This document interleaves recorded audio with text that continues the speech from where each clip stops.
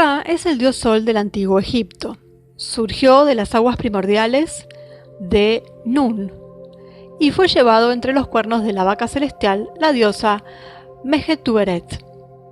A menudo se lo representa simbólicamente con un ojo, el ojo de Ra. A partir de la 12ª dinastía, alrededor del año 1990 a.C.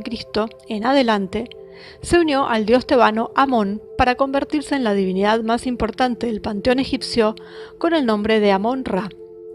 Permaneció durante siglos como el dios supremo, excepto por un corto periodo durante el período de Akenatón, entre el 1350 a.C.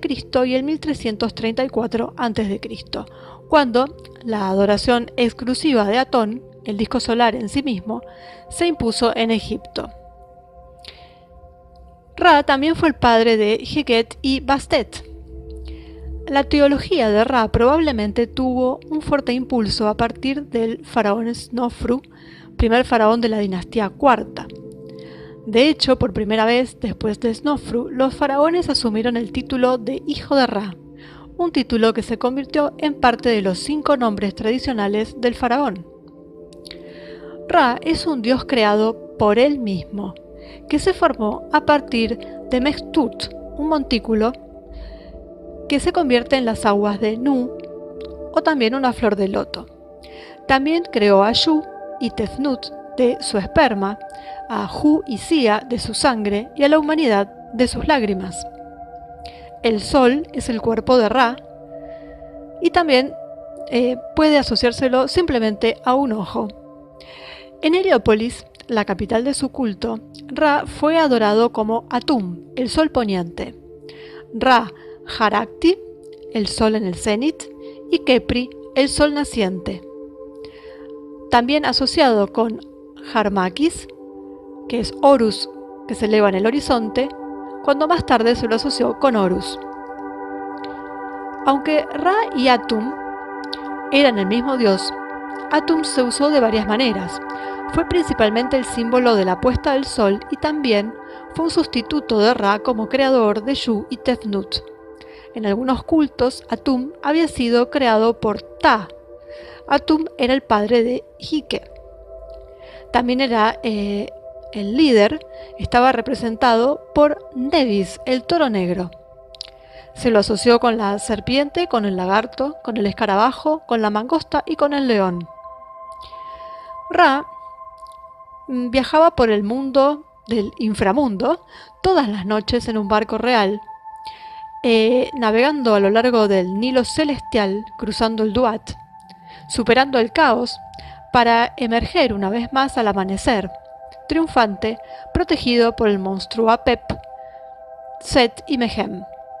Durante el viaje fue conocido como Auf o Efu-Ra. Ra nacía todos los años en el solsticio de verano, un día que para los antiguos egipcios también era el primer día del año en su calendario, que consistía en 365 días. El 21 de junio fue el nacimiento de Ra. Cada año, ese mismo día, Egipto volvía a la vida gracias a las inundaciones de su río Nilo, que durarían unos 100 días antes de retirarse a su lecho. No es casualidad que el Nilo terrestre, para los antiguos egipcios, representara el Nilo celestial, que es nuestra Vía Láctea. Ra es quien creó al hombre, fue el primer faraón y estableció las costumbres de los egipcios. En Heliópolis, la piedra Ben-Ben se convirtió en objeto de adoración y veneración. Se cuentan varias anécdotas sobre Ra y dicen que una vez Ra y Hathor, su esposa, discutieron y ella salió de Egipto. Tot, disfrazado, logró convencerla de que volviera. La identificación de Amón-Ra con Zeus y Júpiter fue reconocida por los griegos y por los romanos. Amón Zeus y Júpiter Amón. Los griegos dieron el nombre de Diospolis Magna, la ciudad de Zeus, a Tebas. También estuvo asociado con el ave fénix. Los símbolos de Ra son el disco solar y también el ojo. Y como dijimos antes, Ra era el esposo de Hathor y era el padre de Bastet y Sekhmet, las diosas gato. Bastet era una diosa gato bastante sumisa y Sekhmet se convertía en leona y era bastante brutal. Existen una especie de letanías y oraciones a Ra, que en general son fórmulas e historias centradas en el viaje nocturno del dios Sol, en sus diversas manifestaciones, y su lucha con las fuerzas del mal, incluida la serpiente Apofi, que intentan detenerlo por la noche para que no resucite por la mañana. En particular, estos textos debían servir para preparar el testimonio del difunto sobre su conducta en la vida, y testimonio que tenía que proporcionar antes del juicio de Osiris. Luego se colocaba el papiro en la tumba o a veces directamente en el sarcófago junto con los tesoros y los muebles que se consideraban necesarios para el alma en camino al más allá. Inicialmente estos textos se escribían en las paredes de la cámara funeraria.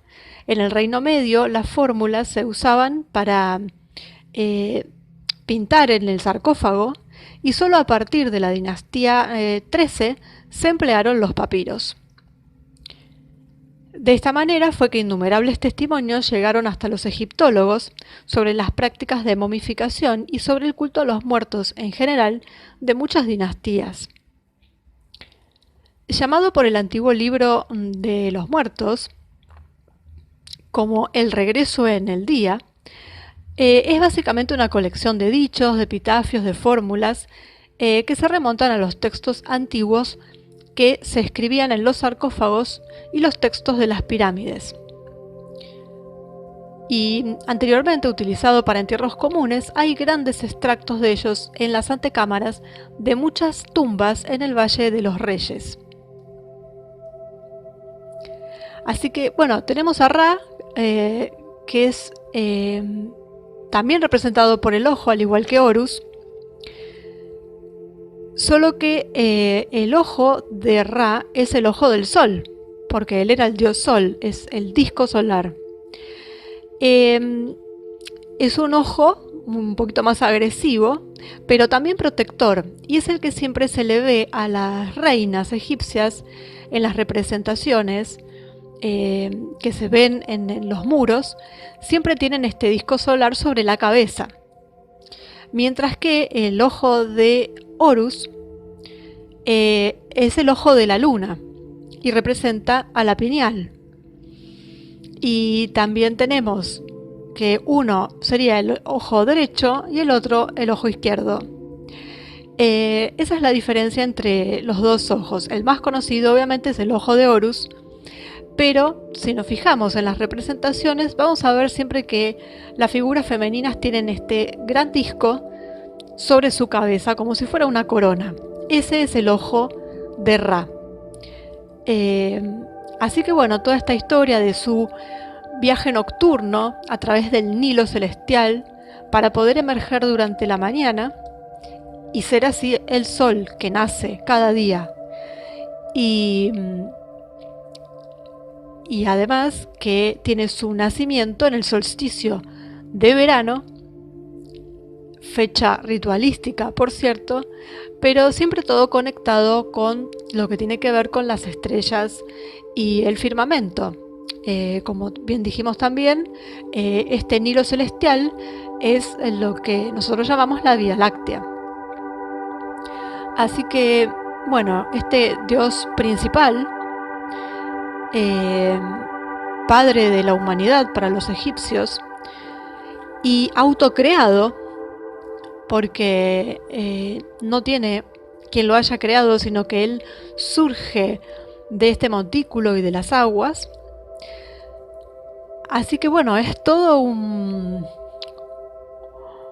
microcosmos, digamos, de deidades, donde él es el generador de todo y que siempre tienen que ver con el sol, como en todas las culturas antiguas, que lógicamente tomaban al sol como creador de vida. Y bueno, Ra representa a este sol que da la vida, que representa un ciclo, o sea, el año tenía que ver con el ciclo del sol, con el ciclo de Ra, y casi todo giraba en torno a este dios, que era padre de otros dioses. Por eso también luego se lo tomó en Grecia y en Roma, y se lo asoció al dios principal de los panteones, a Zeus y a Júpiter. Así que bueno, ahí vamos completando ya el panteón egipcio. Para hablar un poquito más en los próximos videos sobre Egipto, que nos quedan un par de cosas, así como ítems importantes, para ya pasar a otro pueblo después. En lo que tiene que ver a los dioses, bueno, ya sabemos, el panteón egipcio, como todos los demás, tiene una variedad de dioses protectores de diferentes áreas y con diferentes representaciones visuales, ¿no? Desde gatos, halcones, perros, bueno, todo el bestiario que tiene que ver con la parte a la que protegían o con las características de la personalidad, por así llamar, de cada uno de estos dioses, como se mencionó en el caso de Bastet y Sekhmet, que ambas eran gatos, pero una era la protectora del hogar y era más bien benéfica y tranquila, mientras que Sekhmet, de golpe, se transformaba en león y arrasaba con todo. Así que es muy interesante conocer estos dioses y sus características. Pero bueno, acabamos de hablar del dios principal, el dios Sol.